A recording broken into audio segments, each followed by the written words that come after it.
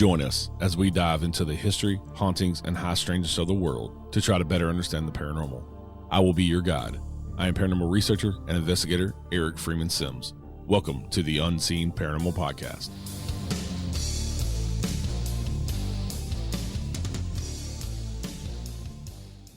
Hey everybody, welcome to the season 4 finale of the Unseen Paranormal. I'm your host, Eric Freeman Sims, as usual. Welcome back. Thank you so much for listening to the show. I want to say thank you for all of y'all for tuning in to season 4. The show is growing and growing and growing. More and more followers every day. And if you could, please go rate and review the show on Spotify or Apple, if that's how you get the show. And if any other app that you listen to the show allows you to rate and review, please do. That helps other people find the show.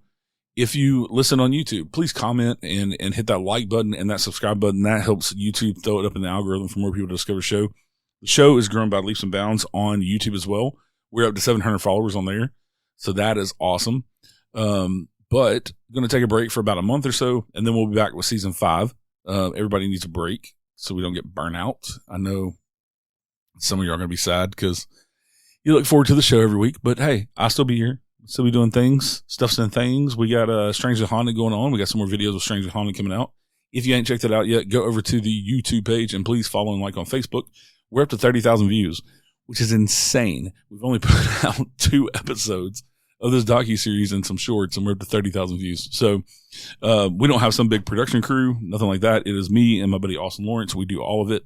The same as like here on the show. I do everything behind the scenes as well. Also, if you haven't heard yet, me and my husband, we bought a 200-year-old haunted house in Hopkinsville, Kentucky. It is called the JB Knight House, and that's KNIGHT. And you can go follow that page on Facebook, the JB Knight House on Facebook, and see all of our renovations, all that stuff. We're like 800 and some followers already and only own the house for going on 3 weeks. So, but I will be putting a lot of the history we become amateur archaeologists, amateur genealogists, and historians with this house. Nobody's ever dove into it and got kind of the complete history. There's bits and pieces and stories here and there, but it is the oldest structure in Hopkinsville and the oldest structure in Christian County, Kentucky. So it's a very historical house, very important house to that community, and we want to treat it as such. So coming up very soon, we will also have the house open for private paranormal investigations. You can rent the house out overnight. There are going to be 2 price points. You can rent it from 7 to 3. I think that's what we're going to start out with. And then later on this summer, we will open it up to actual sleeping in the house, where you get the house from like 7 till 9 a.m. And we'll have beds for you to sleep in and all that good stuff. So kind of a unique opportunity there. You don't get to sleep in a lot of haunted locations. This house is amazing. There's nothing evil, nothing demonic, none of that stuff up in there. It's just a really welcoming, awesome feeling. The house is really weirdly built, but it's amazing how it's built. It's 6 different levels, and it's massive. It's 5,000 square feet. So I can sit here and talk about the house all day. I am in love with it. It feels like we have always belonged there, and it just feels like home, which is weird. A completely different town, different state, and a different house than what I'm used to. But anyway, that's enough of that. Today we have 2 great guests. They are the co-authors and husband and wife. They wrote a book called Who They Are and What They're Up To. And it is Leslie and Stephen Shaw. And we're talking to both of them about their experiences with what we would call aliens, extraterrestrials, UFOs, that type of stuff. They have some new opinions and theories on who they are and what they're up to, why they're here, what are they doing on Earth. And this is not your typical tinfoil hat conspiracy theory, thrown out, conjecture and all that stuff. Actually, I've been waiting on guests like them to approach the subject of some sort of, visitation and possible abduction. They're very well educated people. They have a very well educated and thought out argument and opinions. And that's what we look for here on the show.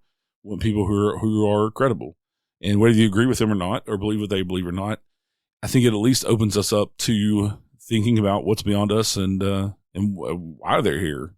Even if you don't think that they're, interdimensional or anything like that, whatever you believe they are, if they are extraterrestrial, why are they here? What are they doing here?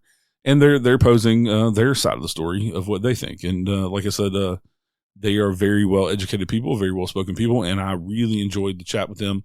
We will definitely have them back on the show to talk about the UAP, UFO phenomena again, extraterrestrials, interterrestrials, stuff again. And we have some great guests that I'm lining up for season 5. So that's enough of the business and the rambling. We will be back in a month or so with season 5. So enjoy this episode. Y'all stay safe out there. Have a good day. We'll see you very soon. All right. Hey, Leslie. Hey, Stephen. Thanks for joining us today. Hi. Thank you for having us. Yes, thank you. Yeah, it's my pleasure. My pleasure. I really enjoyed the book. And for the listeners out there, they have a book out called Who They Are and What They're Up To, about the alien extraterrestrial UFO phenomena, UAP, whatever term you want to use nowadays. They just keep coming up with different terms. And they both have had experiences with abduction and contact, and they have some new theories on who these beings are and why they're here and things like that. So wanted to have them on the show and talk about the different aspects of kind of not your normal tinfoil hat alien conversation, which is what I really like. So Leslie, what are your experiences and what got you to believe in this phenomena and what's going on? Well, I had a completely non-experienced life up until 2005. But Stephen, he'd had experiences his whole life. And I had been, to be honest, I was a bit jealous. I really wanted something. I wanted an experience. Yeah. And then in 2005, there it was. We were driving home at night from an art meeting in 29 Palms, and we were in Joshua Tree heading towards our Yucca Valley home. And I was driving, and I was looking up through the windshield forward, and there was a bright white light in the sky. And I thought at first it was a plane flying into Palm Springs Airport, but it didn't have those extra lights that planes have, the little blinking running lights. And it wasn't behaving like a plane. It was just hovering there. And as we got closer and closer, it got brighter and brighter and brighter. And then suddenly it took off north and was gone over the northern horizon in a quarter of a second. When I guessed the speed, I guessed it around 20,000 miles an hour, definitely a supersonic speed. And it went instantly at that speed. It didn't like ramp slowly up to that speed, just instantly at that full speed, at poof, gone. And, a white light in the sky can be any number of things. But when it takes off at 20,000 miles an hour, then no, it can't be anything else, But it was about that moment that was kind of a life-changing moment. I had believed Stephen when he told me his experiences, but until you see it yourself, you can only believe maybe 95%. And then once you see it, though, then yes, now I believe 100%. But Stephen's experiences started when he was like 3, and it started with actually goes back like multiple generations. Yes, yeah, okay. That's my turn, I guess, right? Okay. When I was 3 years old, I would be fairly regularly visited by this invisible being that would jump on my chest and my stomach in my bed, kind of like almost like a cat would jump playfully. It would be fun. It would be menacing, whatever. And I just accepted it because my parents had told me about the family spirit guide called Oglegli. Oglegli is a term that apparently in Tunisian means my friend. But anyways, I knew that we had this family spirit guide. That's what I was led to believe. So I didn't think too much about it. And I certainly didn't tell my friends at school. They think I was in a haunted house or I was, weird or I was lying, whatever. So anyways, fast forwarding to about the age of 9 or 10, I was sleeping in a bunk bed on the top of a bunk bed, and I was awakened by this strange sound that I did not recognize. And I knew it wasn't the dog because the dog wasn't there. It was something weird. So I got out of bed and I walked down. I was walking down the hallway, and it was dimly lit because the light was on in the kitchen, and my heart was pounding, and I was really kind of scared. So in other words, I was in a adrenal mode. So it was just basically I wasn't sleepwalking. I was definitely awake. And as I went to go turn the corner to go into the living room, I just black out. To this day, I still can't remember what I saw. The only thing I remember is that about a few hours later, I'm back in the bunk bed, uh, nicely tucked in, and have no memory of it. And he was afraid when this happened. It's not like he just rolled over and went back to sleep or something. It wasn't quite frightened. It wasn't like I was sleepwalking. I was definitely, my heart was pounding and all that type of stuff. Interestingly, a couple years before that, I remembered kind of vividly seeing these, what I call shimmery garden gnomes, about 4 of them, maybe 5, that were walking into my bedroom. And I was again sleeping on the top bunk bed, and my brother Philip was sleeping on the bottom. And I saw these garden gnomes, and I kind of wasn't afraid, but I was kind of a little scared, and so I kind of turned over. But they were just like, like you think of a garden gnome, they're about 12 inches tall or something like that. Yeah. And so then, anyway, so fast forwarding, my brother Philip, when he was about 6 to 7 years of age, he spent 2 years, a full 2 years, sleeping in the closet in our room. And I asked Philip, said, Philip, why are you sleeping in the closet? He said, well, Stephen, I'm afraid of the little men that come at night. And I believed him because I had remembered that, I'd seen the little men myself. Yeah. Okay. So I understood why he was scared. So anyways, I saw my first UFO at about the age of 10 or 11, and I saw it at nighttime, about 9 o'clock at night. I just happened to be looking out the front door, looking towards the east, and I saw this large orange globe that was just hovering and then moving from south to north. And it certainly wasn't an airplane. It definitely was not an airplane. It was solid. It was big, pretty big. And I called Griffith Park Observatory the next night and asked them about them. And they said, young man, said, we don't have our telescopes pointed that way, but I reported it. So that was my first when I saw that one. So, but I was raised in a family that it was understood that we had this protector called O'Glegley that would help us out in times of need. And indeed, O'Glegley has and had helped out people that were not even my family bloodline came from Germany. The Newmans, which were part Jewish, German Jews, and then came to England, became the Rose and the Shaws, and then came to California.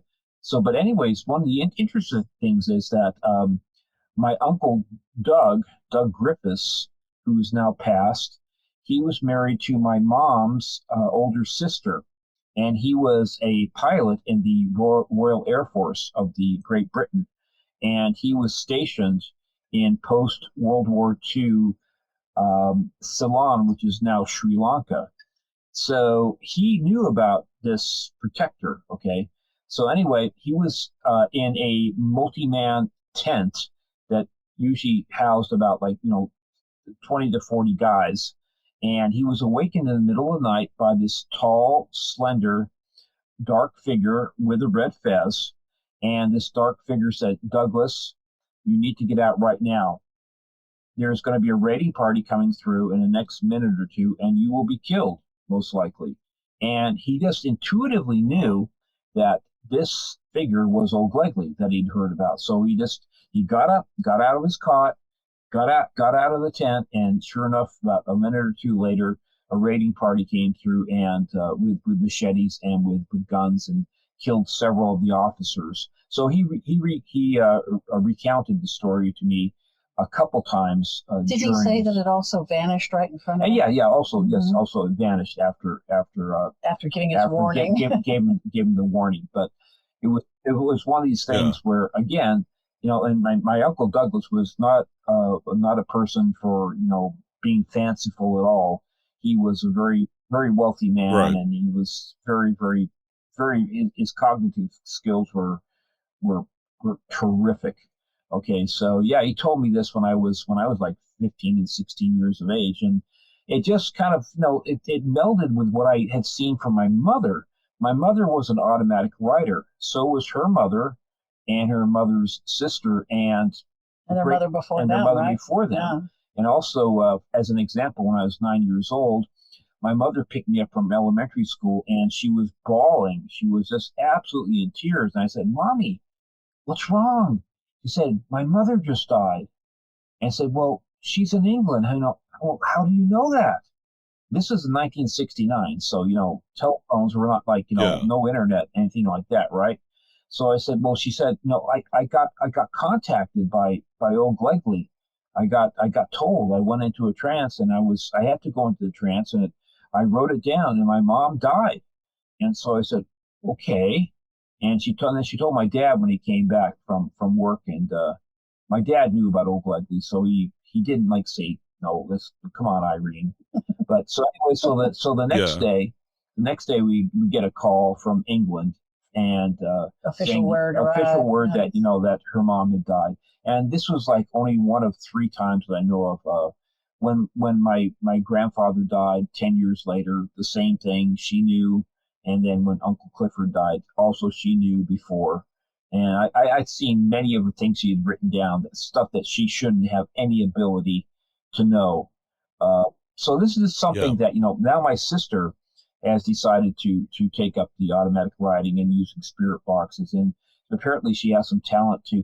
I've done it myself in the past when I was young, and I did not like it. I did not like the feeling. So, but anyway, so long story short, for many, many, many years, I thought that this was like a family spirit guide. But what changed my mind was what happened in 1979, in January of 1979, that my whole family experienced in 2 different places. 3 of us, my father, my sister, and myself, in the Fallbrook house in Woodland Hills, California, and my brother and my mother that were living in the house that we were building in Sonora, California, which is about 350 miles away. So it started out the first night where my dad, in the morning time, he said that, Stephen, my closet doors opened and closed on me last night. And I just kind of brushed it off like, okay, it was a dream, Dad, right? So the next night, I had given my dad this book to read by Paramahansa Yogananda about metaphysical meditations. So about 9:30 at night, about half an hour after that, he came into my room and he had this quizzical, expression on his face. He said, Stephen, I'm hearing silver bells.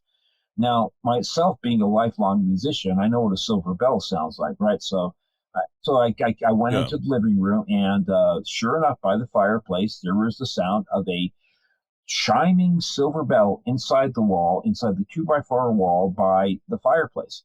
So we looked at each other, and then I said, let's get Karen. My sister Karen is 5 years younger than me, so she was 13. I was 18 at the time, by the way. And she was kind of like not wanting to have anything to do with this kind of stuff, right? So we got her to come in, and she said, well, where's that silver bell coming from?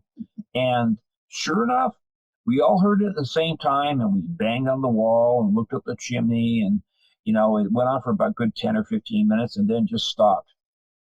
Now, the next morning, my dad would always call my mom at the Sonora house to say, because, they're married and wanted to say how things are going. And my mom said, the weird thing was, Jeffrey, last night about 9 o'clock at night, 9:30, that I heard this bell and I thought it was the phone. And I picked up the phone and there was this voice, a male voice on the other side that said, I am the invisible Ambichi, or something to that effect. We still don't know what that was. Yeah, I have no idea to this day what that means. My brother, I talked to my brother Philip, who was 6 years younger than me, and I said, Philip, did the phone ring? He said, no, the phone didn't ring, but she picked up the phone, and this is what she said. So this is happening at the exact same time that we were hearing the silver bell.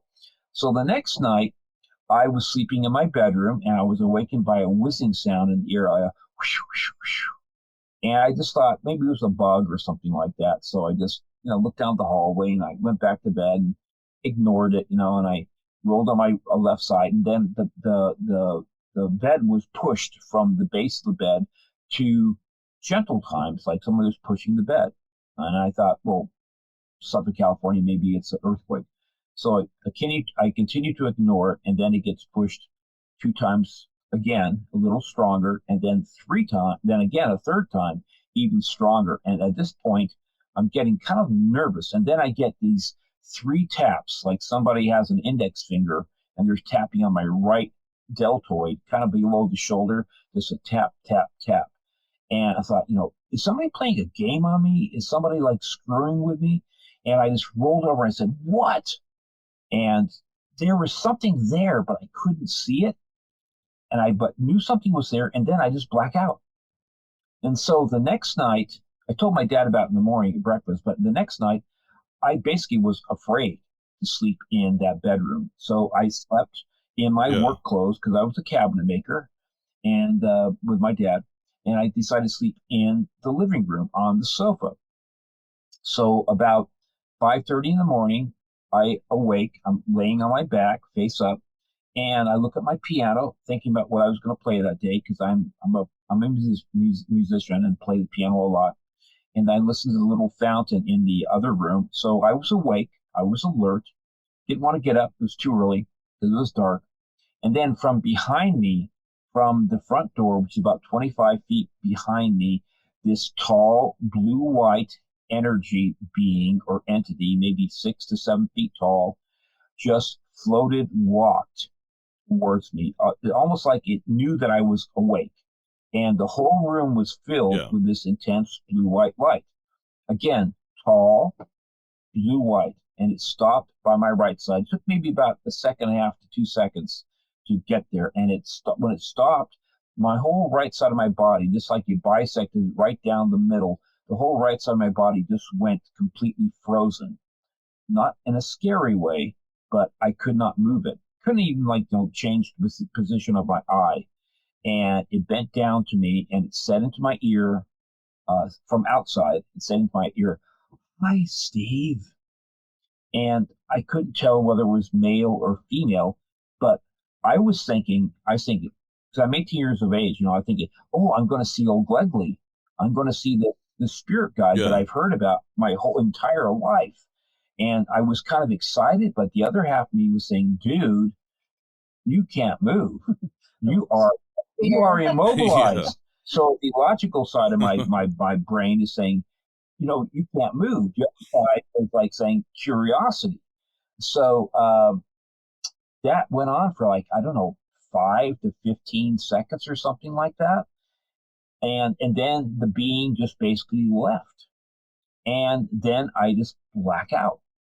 Now, the thing that was interesting that I haven't heard from anybody else so far is that 6 hours later, after this incident, it was 11:30 in the morning, and my dad and I were both getting hungry for lunch, and I decided I'll go get lunch, Dad. So I reached into my right-hand side pocket that had, the money I had, and I had a bunch of coins and some nails and whatever. I pulled them out, put them on the table, and all the coins, just standard American coins, they were all magnetized.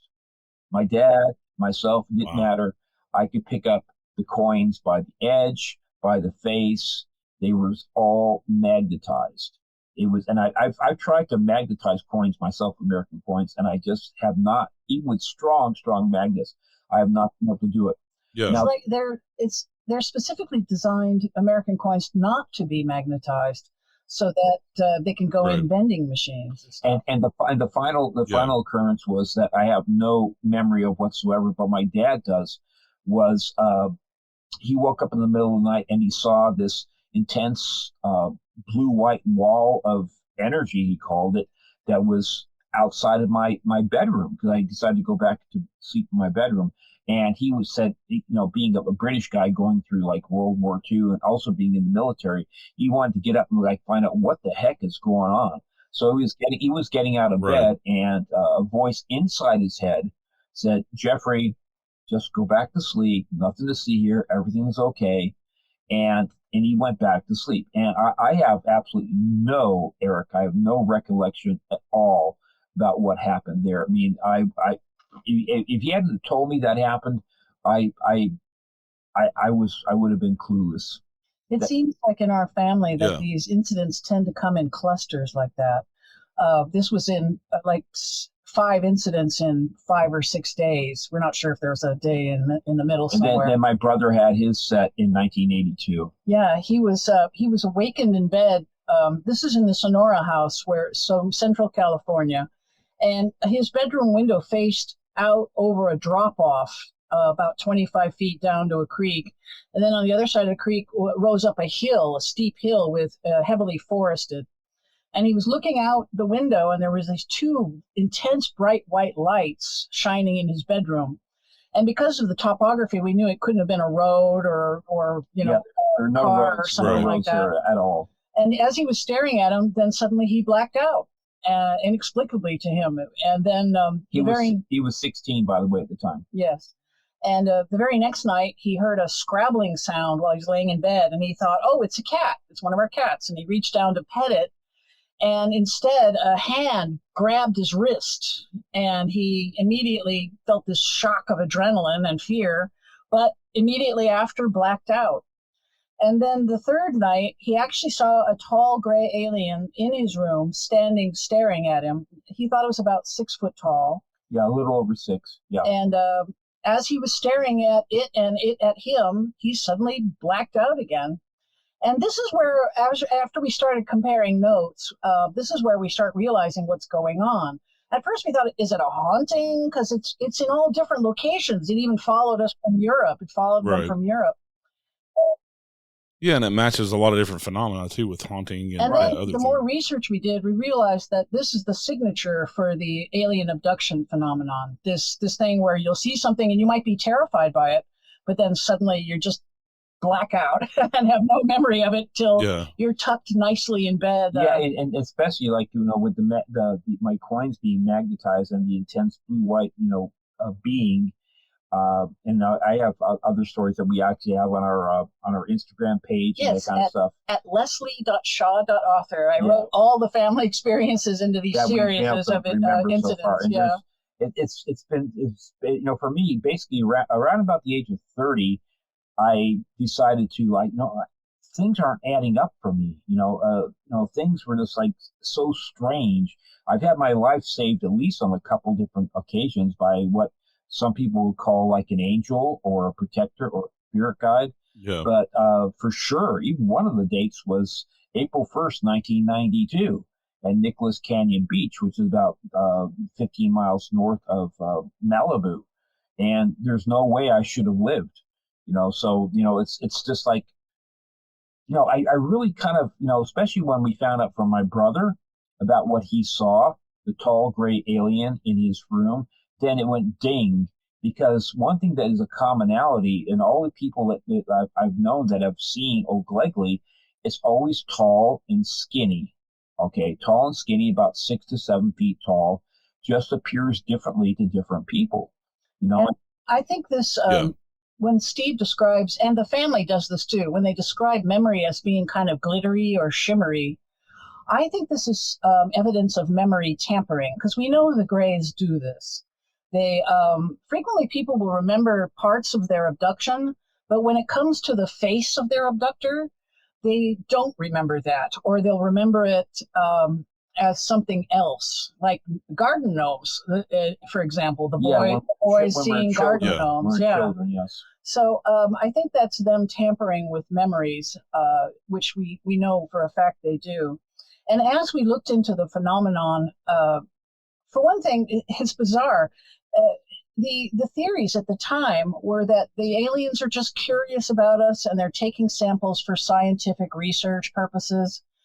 But it turns out that really wasn't what was going on. What happens is they pick a family that meets their particular criteria for whatever they're after, and they'll prey on that family again and again and again, taking them again and again through their lives, and then they'll start taking their children and grandchildren. And we think that's the phenomenon that's been happening in Stephen's family, and that this O'Glegley person is really their gray alien handler. Yes, a handler, more like a handler. Yeah. And like any handler, they prey on you, but they're also protecting you. And I think that's why there have been a couple of life-saving interventions in the family too by some spiritual entity that saved a family member. Yeah, Leslie's got a good analogy about that as far as like cow, the farmer and the cow. It seemed to me that they're not taking samples for scientific study, but rather harvesting a needed product.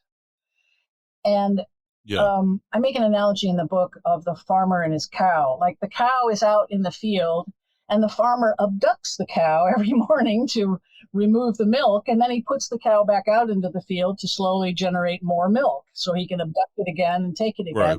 And the farmer protects his cow from predators so that he doesn't lose his source of milk and his prize cow. So I think that's what's going on with the phenomenon. And then we started reading more and more about it and finding that about 10% of people that are abducted are women who are impregnated while they're abducted. And then later, 4 months later, and then they become pregnant. And then 4 months later, they're taken again and the fetus is stolen. And this sometimes happens 3 or 4 times in their lives.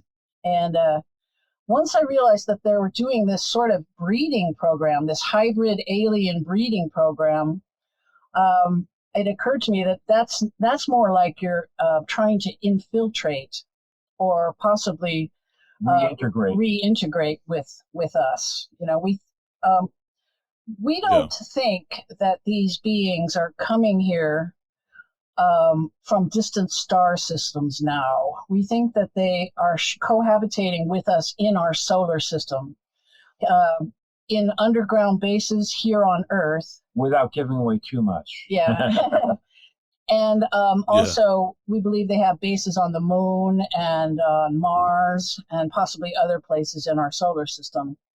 So, yes, they're extraterrestrials in that they come here from Mars or the moon, but not extraterrestrials in that they're coming here from distant star systems. Yeah, one of the things we found that was very interesting as far as like astronauts that go up on, they go to the the space stations and just go up on for any type of extended period of time, their biorhythmic clocks, the circadian rhythms, they synchronize the circadian rhythm synchronizes to the day of Mars within a very short period of time. I mean, this is the thing that this kind of blows my mind too. It's like, okay, did we actually come from Mars? And for instance, we can't even look at our own sun.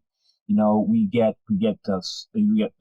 skin cancer really easily. We don't take care of ourselves. Even though we're reared under it our entire lives. It's as if it's like we are not native to this planet. Why do we synchronize to the day of Mars? Within like less than a week. You go up in space. I mean, what is the deal with that?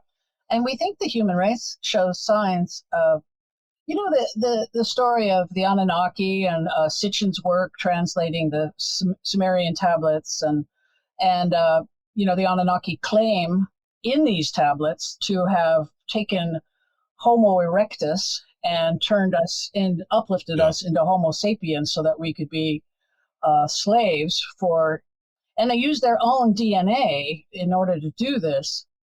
And so if this is true, and it seems like it might be true in that our genome in the part of the speech centers and the part of our genome, Broca's brain. The Broca's brain section of the genome actually shows like a little add-on stuck onto the side. It's like shows signs of actual tampering. And the neocortex, it looks like it was tampered with, according to what's his name, Jason Martell. Yes, it looks like it was. We're doing the similar thing with CRISPR technology. That's why we're tampering around with curing certain types of blindness and looking into like bringing back the mammoth and even the dodo bird for whatever reason. But I mean, heck. And for anyone that doesn't know what CRISPR is, they basically can take and snip out a piece of DNA and put in wherever they want. And it's this technology is fairly new. It's been around, but they hadn't perfected it until with like the COVID vaccine and things. Is what they're using it for now. And they think in a way, but they can cure maybe blindness with it, certain types of blindness. What's the sickle cell anemia? they've actually cured their first patient with it, recently. The funny thing is, the human, it's only 4 base pairs for the human genomes. For the DNA, it was fairly easy. Once they started getting computers, they thought it was going to take 10 years to decode it, and it only took a couple years, whatever. And so it's really, really simple. In fact, the octopus is a lot more complex than we are in that way. But I've been preparing to write the book. I was reading UFO accounts by the thousands of them, and I started seeing this recurring pattern where people were seeing UFOs launched rather from not coming from outer space, but coming up out of our planet somehow. In fact, Stephen's second sighting, he saw one coming up out of the ocean off of Malibu. Yes. And I kept hearing this again and again. UFOs coming up out of lakes, UFOs coming up out of the ocean, up out of mountains and volcanoes, out of ridges and mesas. And I thought, well, they're seen so often. That's another thing that put me off the they're coming here from distant star systems idea, was that the sightings are actually about 10,000 worldwide per year, every year, for hundreds of years, maybe thousands of years. And it just was straining credulity that they're coming here from these incredible distances. And when I read this book that Stephen has on Admiral Byrd's original diary, most people have heard of it, but most people haven't fully read it. And he's describing a meeting he had with these beings that live under the ice sheet of Antarctica. Yeah, like a city under the ice sheet. Yeah, luckily I got an original copy that came out in 1992 when I was an acupuncturist, and I was lucky enough to get an original copy of that. And before I read that, I was trying to compare all the data I had with this idea that they were coming here from distant star systems, and it just wasn't making sense again and again. But as soon as I read this account of Admiral Byrd's, and then I heard about the Operation High Jump incident, where Byrd's Armada, he was tasked in 1947 with taking an armada to Antarctica to destroy what they thought was a Nazi base under the ice sheet. And when he got to Antarctica, the armada was attacked by flying saucers that flew up out of the water and attacked the ships. And the flotilla, it sank a destroyer and downed about half of his carrier-based aircraft and killed dozens of men. And I believe that this diary, after this happened, they turned tail and ran. This 6-month operation was over in 2 months, and they ran back to South America. And he was quoted. He gave an interview to an Argentinian magazine, I believe, and he said that America now has an enemy that can travel from pole to pole in a matter of seconds. And then he went back to Washington and was debriefed there and muzzled for the rest of his life, except that his diary was found amongst his personal effects by his son and posthumously published. And in this diary, he describes this meeting with these people that live under the ice sheet. And again, so many times these people, I'll call them, they're essentially human looking. He described him as a man with a Germanic accent and, a tall blonde man, blue-eyed man. With silvery hair. And what was the Valiant Thor is this guy who landed a spaceship in Virginia in, I think it was 53, right? Yeah, it was somewhere in the mid-50s, yes. And he'd asked to be taken to our leader, and he spent 3 years at the Pentagon. And he was a Caucasian, red-haired man. And Nordic aliens are described as men, as far as they're indistinguishable from Swedes, Scandinavians, tall, blonde, blue-eyed, green-eyed people. And the more I heard this, I kept thinking, well, I think that these are cousins to us. that possibly separated from us thousands of years ago. And we go in great deal into the book as to our theories as to when this separation occurred and why it occurred. Yeah, we can definitely support in our book. We definitely support with scientific fact as far as what we came to our conclusions. Yeah. Mm-hmm. Yeah, one of the things that's always fascinated me with the topic, and for whatever reason when I was a kid, I was always fascinated by UFOs and aliens and iconography of it. And as a kid, I just had all these, blacklight posters of aliens and was into it for, I don't even know why, it just fascinated me. But one of the things that I've always thought as I've gotten older and gotten more educated and dove down these rabbit holes and done the research is there's a huge jump in the fossil record.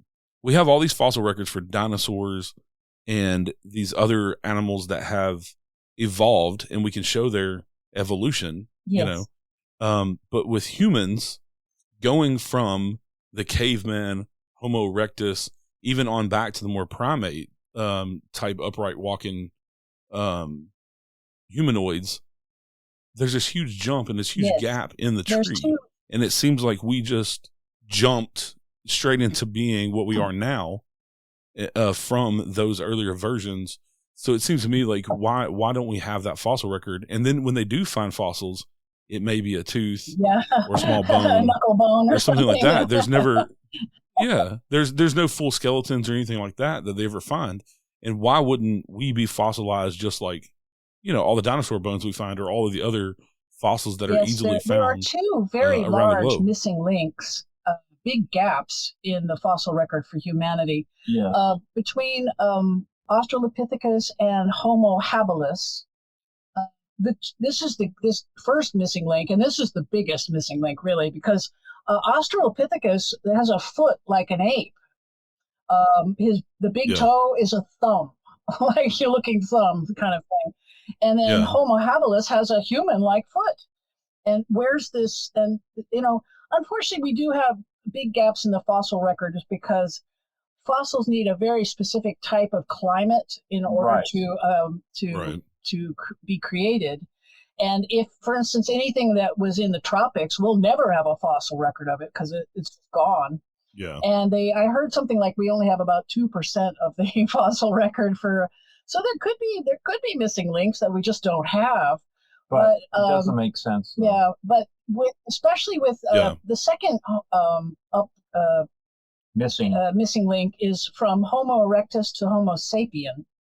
And this is another very large gap in that it looks like a couple of million years worth of evolution took place in about a couple of thousand years, you know, and it just makes no sense. And except then we look at the Broca's brain and this bizarre add-on to the genome, and it starts to make sense. In fact, Carl Sagan wrote, 40 years ago now, right, about Broca's brain. That was one of his books as far as the evolution of our ability to all of a sudden gain the ability to speak and understand language and communicate makes such a huge difference.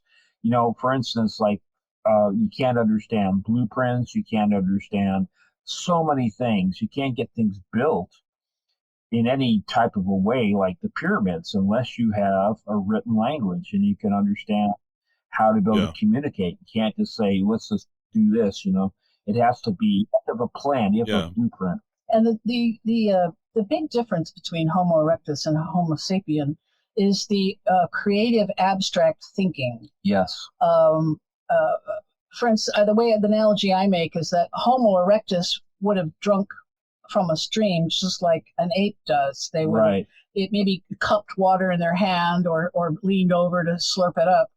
But Homo sapien makes a house and a chair and a cup and drinks from and sits down comfortably to drink from these things because he can imagine and invent. And it was an enormous difference in the brain from this short time. And we're currently Homo sapiens sapien, which means we have a neocortex and we have much more ability to have creative, imaginative thinking. So we're like the next generation. So, and we're already looking at like star children that are being born that are actually more of an evolution from Homo sapiens sapien. it's pretty amazing. I saw a video not long ago where an 18-month-old boy was sitting at a piano, just like a pianist would sit, just sitting at a piano, and he was playing without music. He was playing a simplified version of Clair de Lune by Claude Debussy, and just 18 months of age, just knows. Wow. And you're seeing that a lot more. You're seeing kids that are being born with telepathy, that just have advanced abilities. And I think this is part of the breeding program, part of the uplifting. I think we are, Les and I think both on agreement of that the human race is being uplifted. And we think it's still going on. In fact, I read a statistic recently where over the last 3,000 years, our genetics has changed 7%. And this is much faster than evolution can account for. Yeah. So once again, we think, and we know they're doing this. I couldn't believe how bizarre it was as I was reading it. And I said, oh my God, I have to write about this in the book. It's just so the more crazy. the more we start to look into it from a logical and also factual basis, this is what we're being presented with.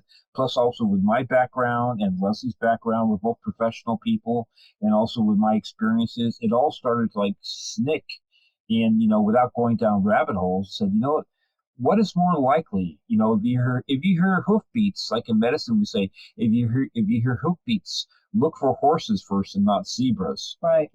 So 99.9% of the time, it's going to be horses. I've been to Kenya, so I've actually seen zebras. So in Kenya, look for zebras. Yeah, look for zebras in Kenya. But so there are those times. So. One thing I liked about our theories was it doesn't require any theoretical science to be in existence. No theoretical physics is required. Yeah.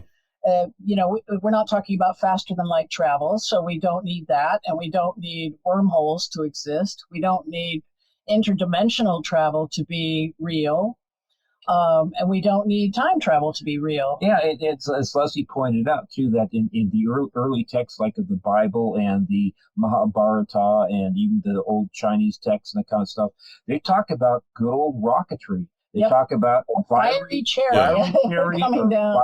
Dragon. Yeah. All right. Yeah. So we're looking at sounds like rocketry to me.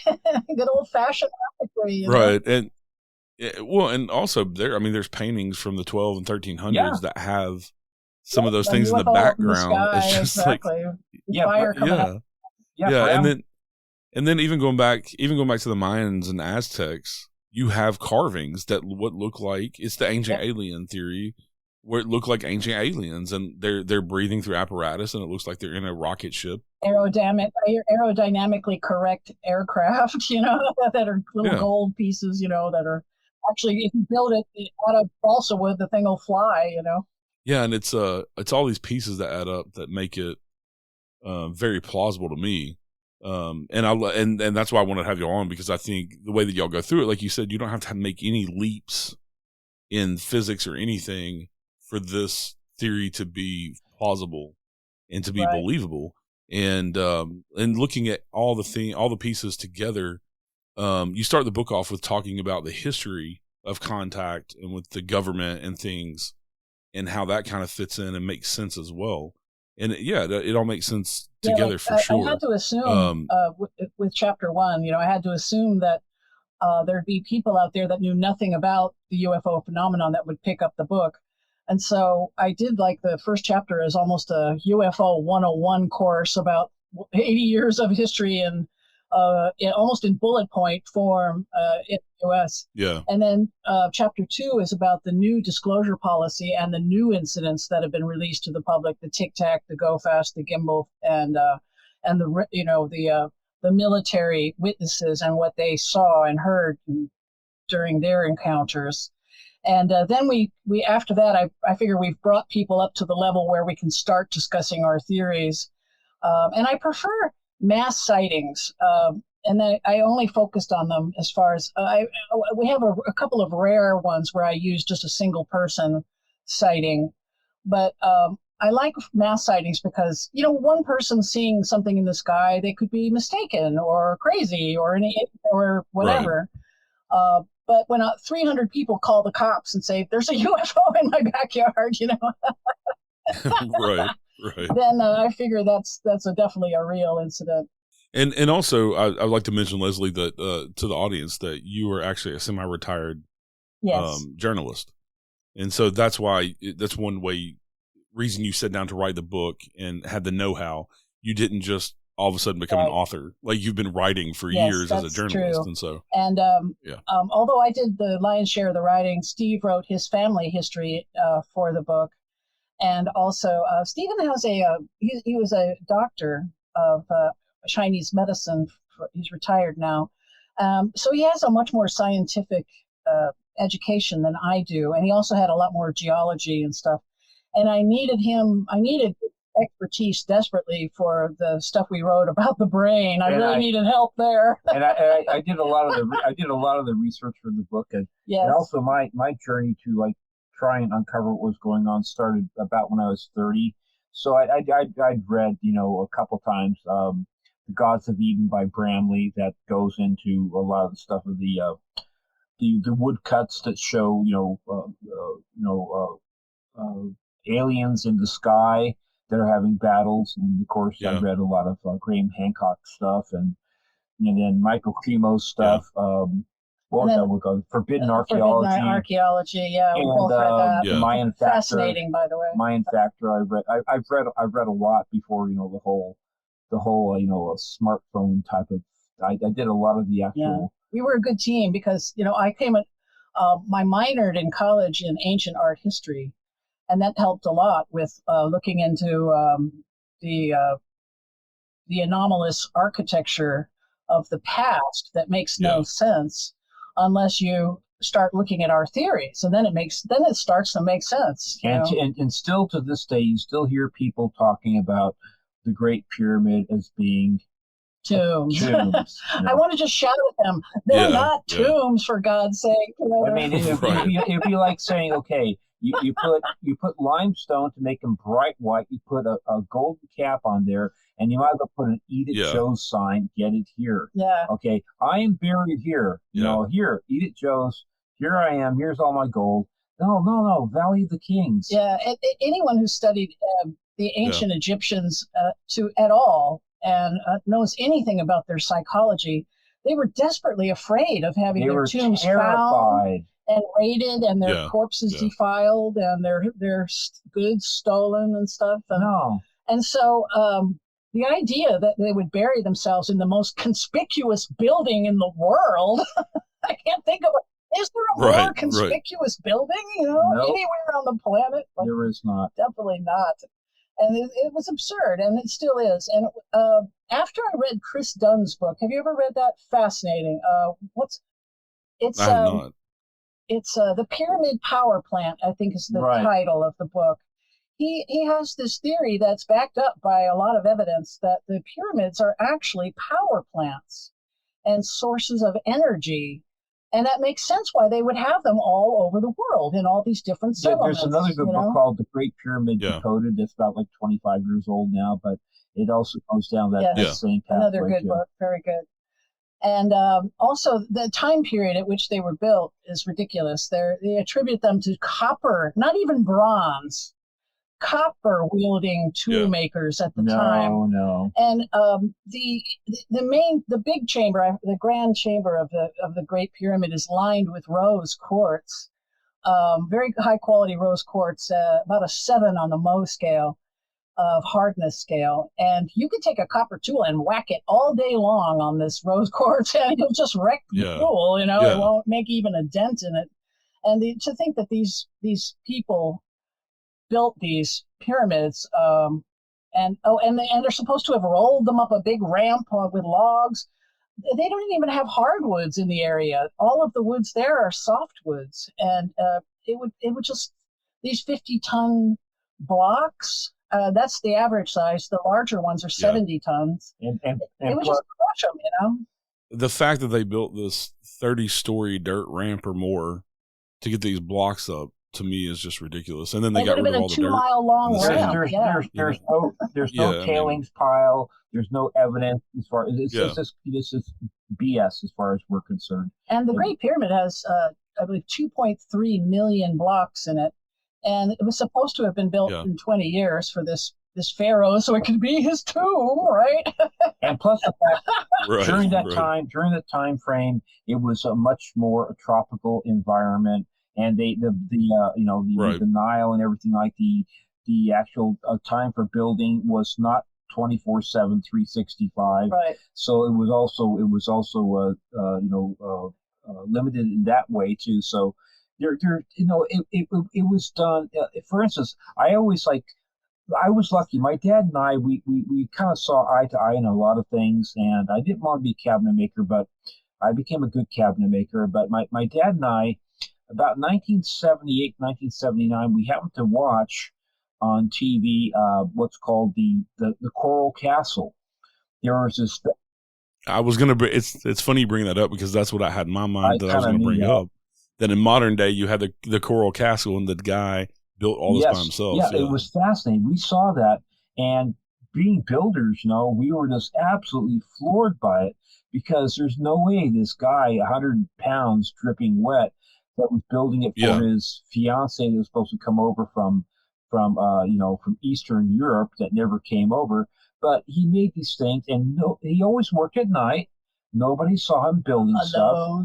But he said definitively that I'm not going to tell you how I did it because I know how the Egyptians built pyramids, and mankind is not ready for this knowledge. So, but he built this back in the 1920s and 1930s. I agree with him. Yeah. We weren't ready for the knowledge. He had this like on a tripod, this tall tripod. He had this like little black box that mysteriously disappeared when he died. But that was like the tool he was using. He was moving 20 ton blocks of coral by himself. Mm-hmm.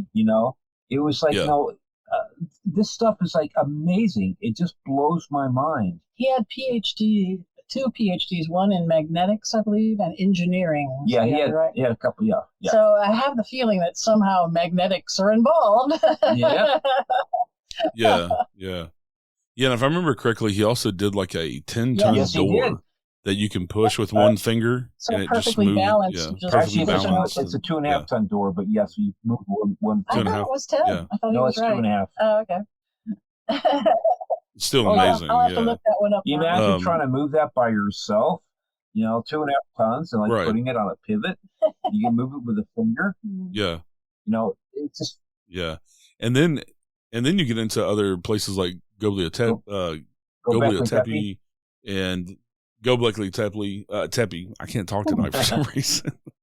And Machu Picchu, and you're talking about these stones that fit together so perfectly. You can't stick a piece of paper in between them, I think they said half the width of a human hair.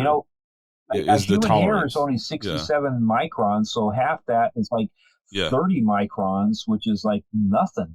And these places have lasted for thousands of years too, but by the way that they built them.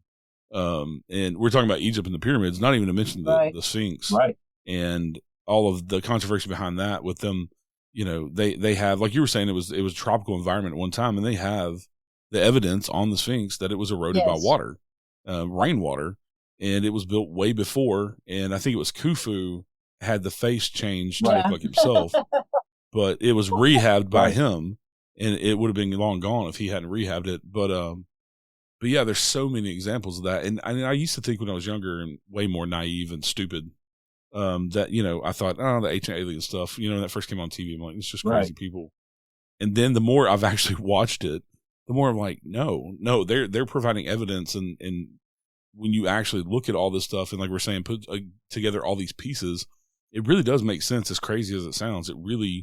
There is real evidence. And there's so many mysteries like that in the ancient art world. Like, Sacsayhuaman is my favorite, actually. It's at 12,400 feet, I think, about. And the largest blocks are 200 tons.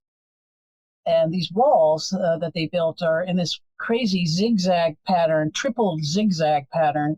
And they don't go all the way around the facility, so they have nothing to do with defense. I think they might be, the Anunnaki were after gold, right? That was their big thing. And if the Anunnaki were involved, these zigzagging walls kind of look to me like sluices. They look exactly like a sluicing station. If you were to run run a ton of water, and remember at Sacsayhuaman, at the top, there's this enormous round circle of foundation that looks like it may have had a water tower on it at one point. Very large water tower. Yeah. And so I just visualized them filling this thing up with water and then running it through all the water through the sluices to separate out the heavy metals out of it.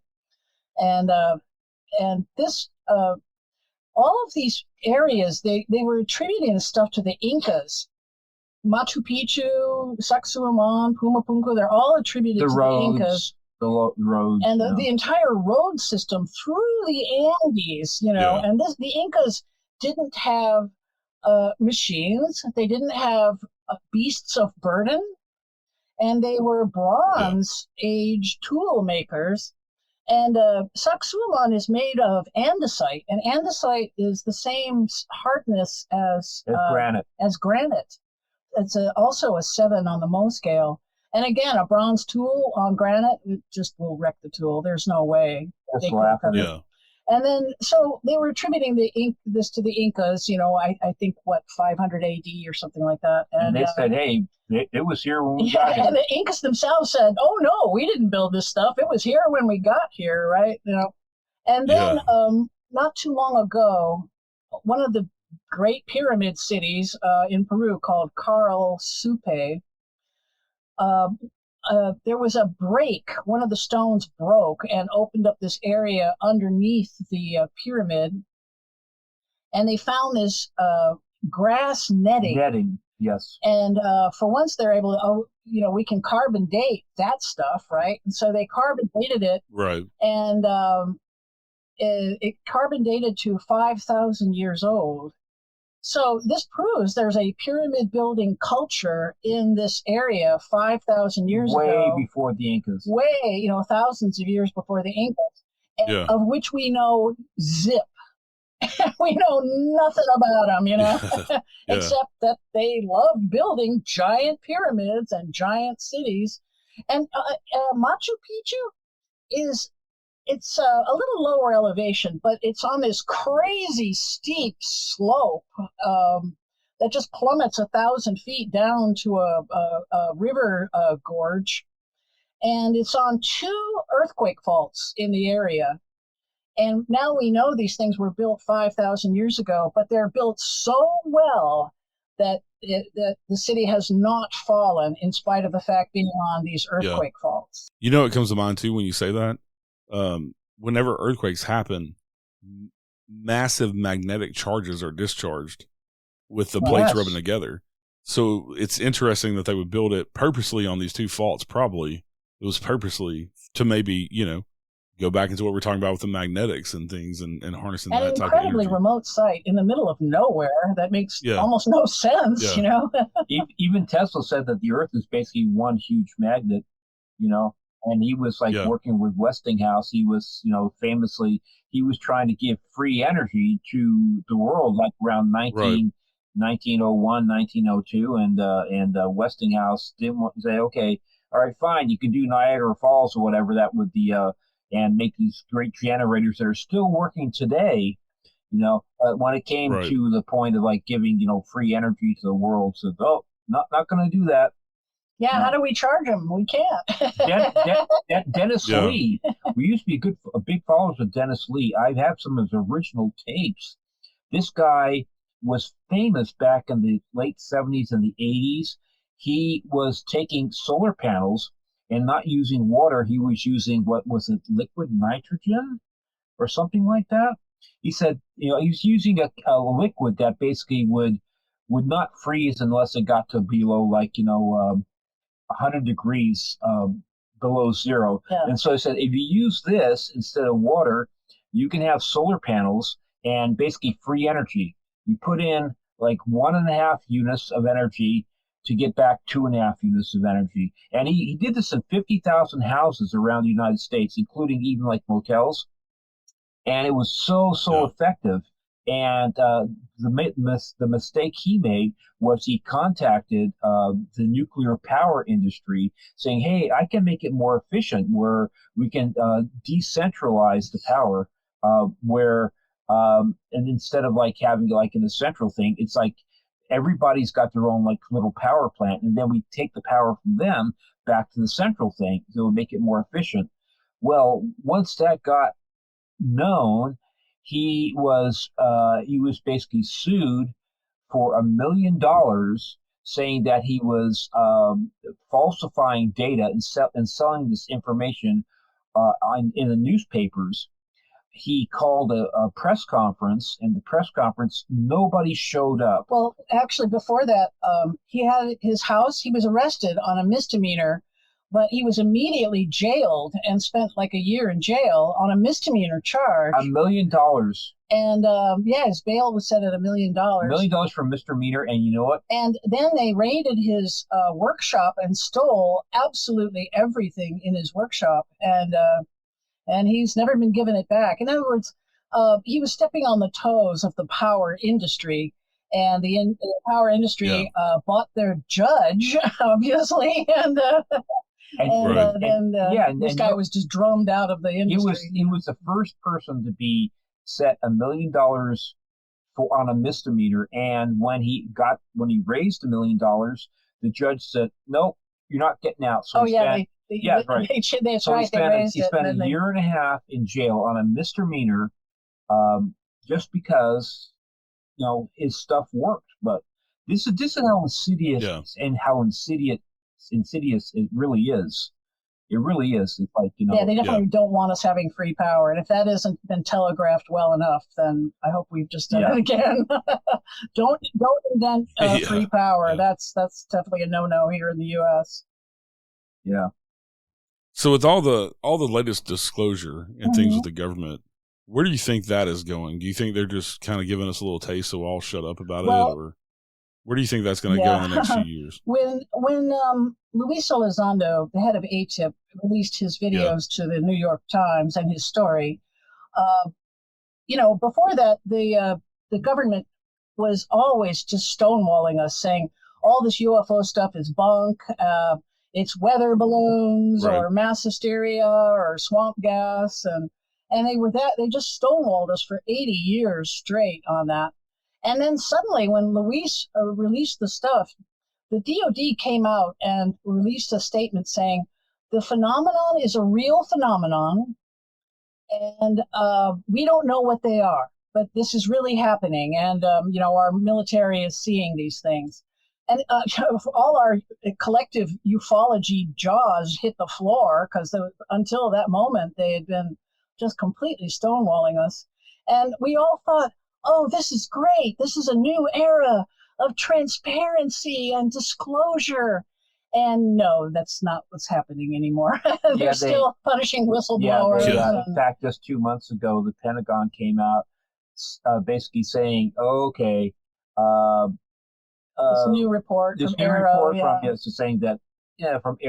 that there are no extraterrestrials, there are no aliens. But in our book, we basically clarify why they're actually it's the lie sandwich. A couple of lies and there's a truth in the middle.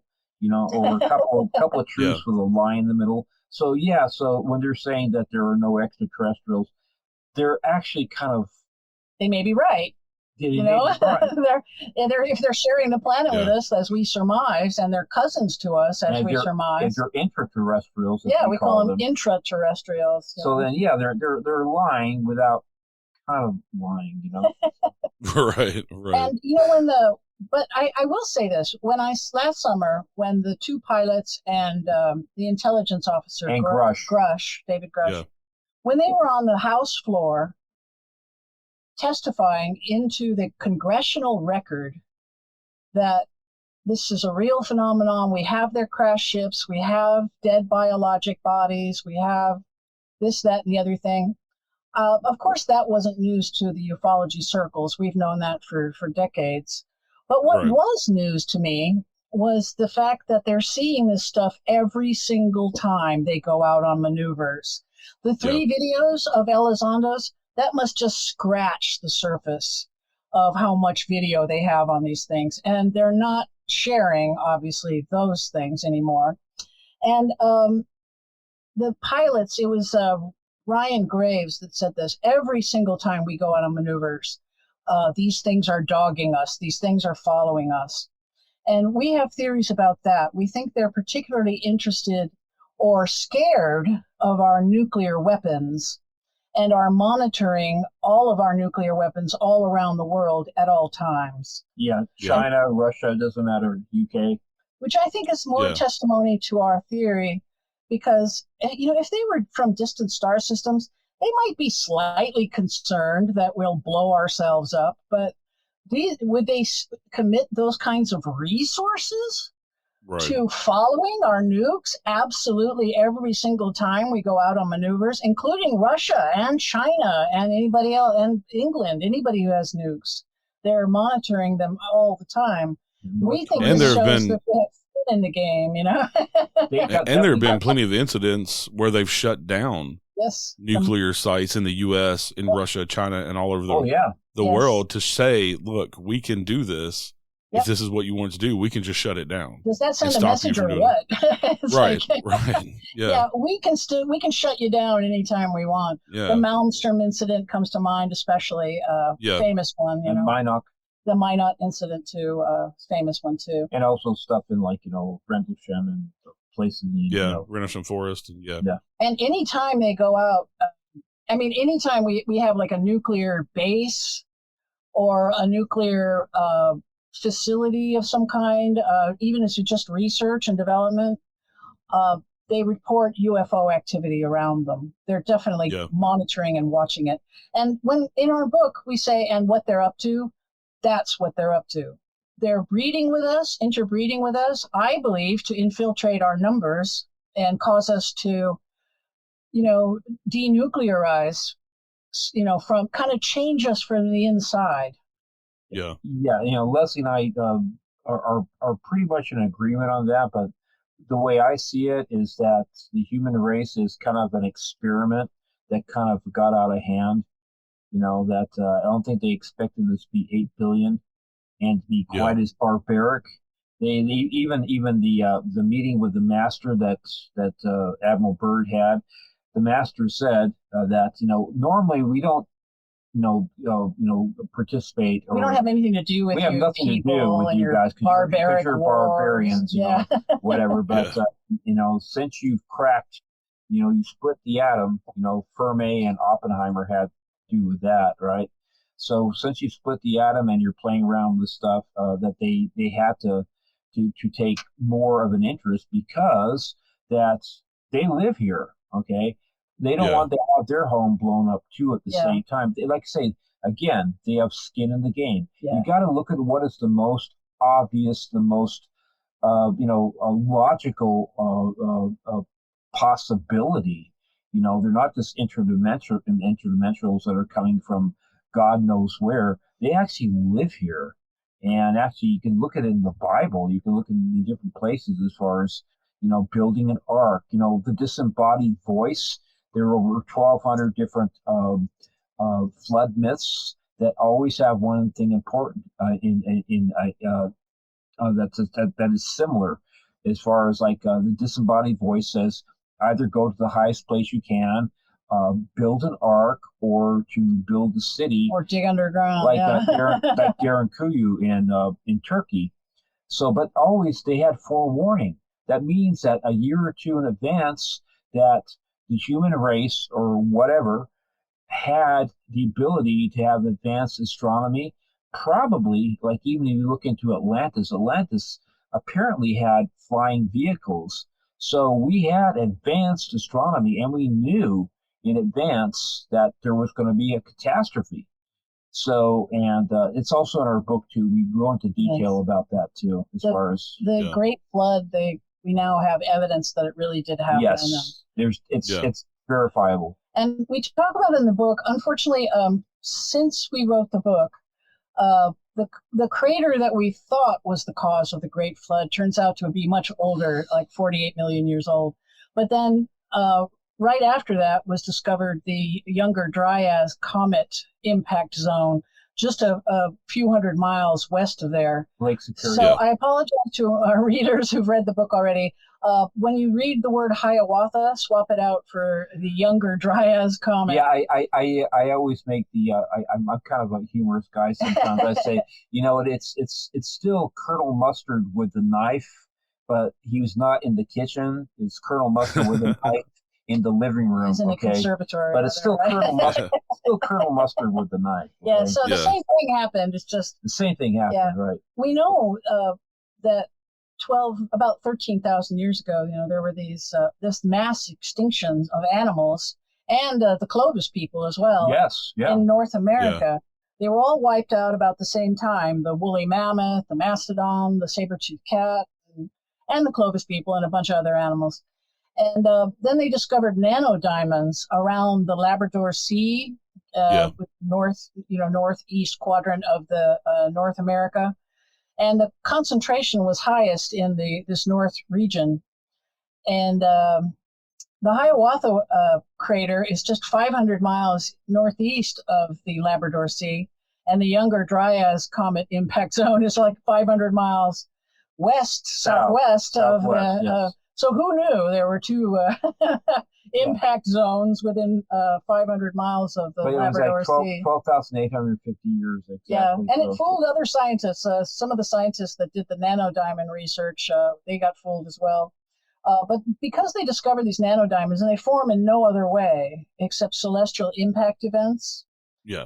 The dust that comes in on the meteor or the asteroid or comet. Tail, exactly. It brings this dust particles with it, and it superheats and forms these little microscopic round diamonds. And as soon as those were discovered in the soil of 13,000 years ago up in this quadrant of the North American continent, then we knew we had a smoking gun of a celestial impact of some kind. And it was just a matter of time before we found the crater and the correct crater. Right. But this I think this is the source of all of the flood myths. I read a book in my younger years. I read this guy named Fraser wrote a book in 1700s. He had isolated 500 separate cultures worldwide that had a flood myth that sounded remarkably like each other, almost exactly the same. And since then, since the 1700s, a lot more of these flood myths have been discovered. There's something like 1,200 of them now.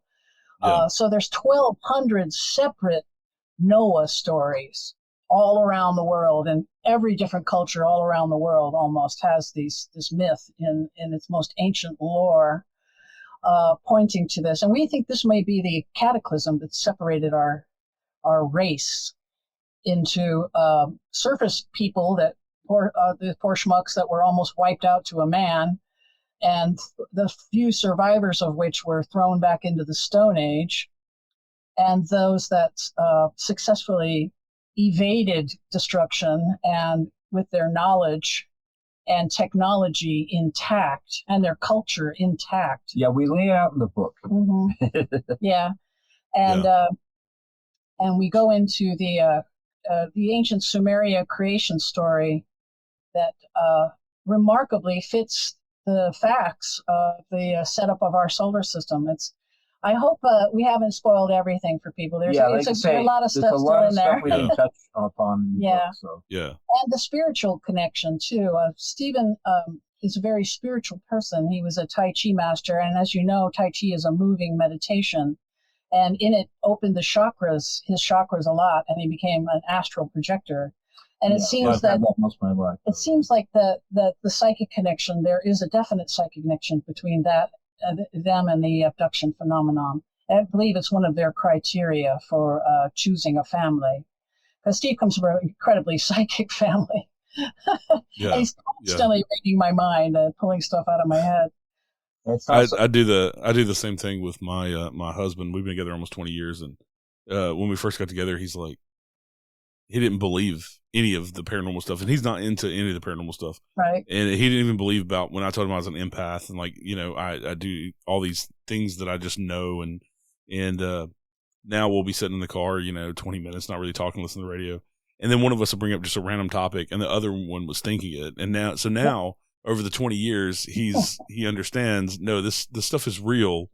And he's seen so many instances of it. Yes. That he's gotten a little more into the paranormal, a little more inquisitive. I don't think he'll ever go out and investigate like I do. But it took a while to prove to him, hey, sometimes I just know things. Does he ever tell you that, cut that out? When you're he's like, he's like, he's always just shaking his head like, that's just weird. I do that with Steve. It's like he pulls something out of my head. A couple of months ago, like sometimes I will come up with a word that doesn't even exist. Yeah. But about 2 months ago, so Leslie was like really stiff, and I have fibromyalgia, and I sometimes wake up really, really stiff, And I just picked out of her mind. I said, detorpify. Yeah, I was looking for a word to describe it. I was thinking. He said, "How are you feeling today?" And I said, "Oh, I'm so stiff. I'm trying to move." And I was thinking, is detorpify a word?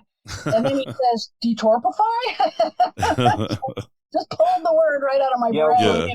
Yeah. With Leslie and I, it's like, it's not like even like a thing where, we've been together for almost 30 years. Almost 30 years. Yeah. Like it started, from the very beginning, So that's how it was with me and him. It was one of those things. The first time I met him, I just knew that we were supposed to be together, and we've been together ever since. And there was no question. Yep. There was no like dating period, or we were just together, and we've just been together from day one, and on the same page with everything, and just like we're supposed to share this life together. I kind of knew that with Leslie too. Yeah, we both kind of felt we kind of knew it, and we were both married to other people at the time too. So. Yeah, so that was kind of a problem. Giving away a bit too much, but it's just like just to be completely transparent. It's like you kind of know when the person walks into your life that you may have spent previous lives with, that you just know. Yeah, that's how I feel as well. Like we've done this before. It's time to do it again. Yep. Type of deal. But I thank y'all so much for coming on. I've enjoyed the conversation immensely. Thank you. Can I do a shameless plug of the book again? I was fixing to get there. Yeah, but you can go right ahead. All right. It's called Who They Are and What They're Up To by Leslie and Stephen Shaw. It's on Amazon and Ingram. And our Instagram, where I've done series on our Instagram page of all of the family's experiences, and also some of his sister's ghost hunting work as well. And our Instagram page is at leslie.shaw.author, and Leslie is the Leslie spelling. And we have a website at whotheyarebook.com, where we have blogs, excerpts, and of course links to all our any podcasts we do. So if you'll send me the link when you post it, I'll smear it all over our social media too. I promise. Yeah, and all y'all's links, the website, and all the links to the book and the Instagram, I'll put all those in the show notes as usual. Thank you. I always do that. Thank y'all again for coming on. I love this topic. The more I talk about it and getting into the nitty gritty. And I love all the research that y'all did, and the book is amazing. And everybody go out and check out this book if you're interested in all these different connections and different things. It's really fascinating, and it all makes sense. Yes, that's like, again, just really quickly. What we found as we were researching really opened our eyes, but it really opened our eyes in a way that really just made sense. Yeah, it's Occam's razor, or like the KISS method, keep it simple. And the zebra thing.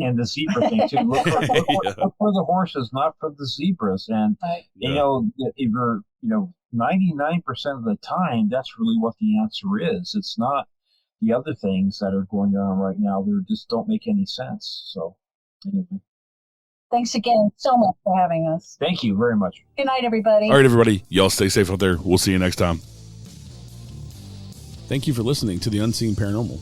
Join me next Wednesday with a brand new guest And please rate, review, share, and subscribe on Apple, Spotify, or wherever you're listening right now. This helps more people discover the show. You can connect with me over on Facebook, Instagram, Twitter, or join us in the Unseen Paranormal Lounge group on Facebook. Until next time, remember, some of the scariest things are unseen. You have come to the end of the line.